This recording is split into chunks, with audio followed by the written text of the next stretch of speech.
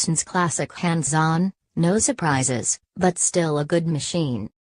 Getting my hands on a Super NES Classic brought up an interesting question: just how much is nostalgia worth? The system feels like a faithful, if miniaturized, recreation of the retro console that's no greater than the sum of its parts, but it's still worth it for those folks who want to hop in a time machine back to the early 90s.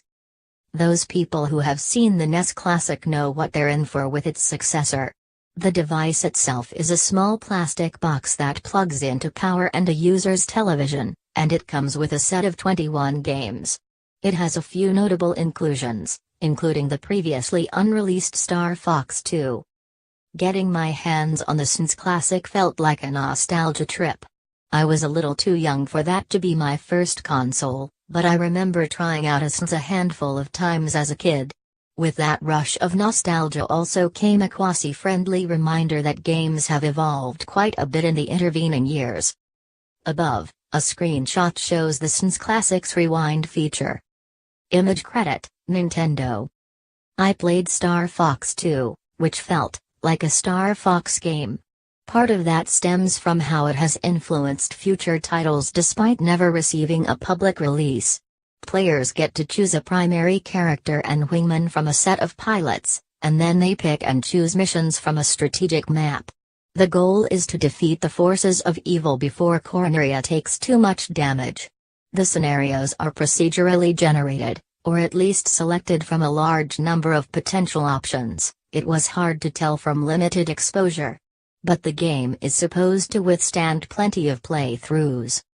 Star Fox 2 is also a reminder of just how far games have come since the days of the SNES. Controller design has become more ergonomic, and the addition of analog sticks has made fine control of games like Star Fox easier. The SNES Classic features a few other refinements over its predecessor. The controller cords are much longer, though I didn't get a chance to see what difference this made since we were playing close to the console. Like the NES Classic, the new system can save 4 save-like snapshots for each game that can get players back to where they left off, even if the game in question originally only allowed a finite number of save points. In addition, the SNES Classic will preserve a few seconds to a few minutes of gameplay leading up to the snapshot, which players can then rewind. If they want to get started prior to their actual save point and fix some mistake, it's possible to do that with the rewind feature. That rewind data is also used to power the SNES Classic's My Game Demos feature, which will show footage from a player's past saves as a screensaver when the console is left idle, alongside demos for each game that come included with the console. You can switch off both of those features, too.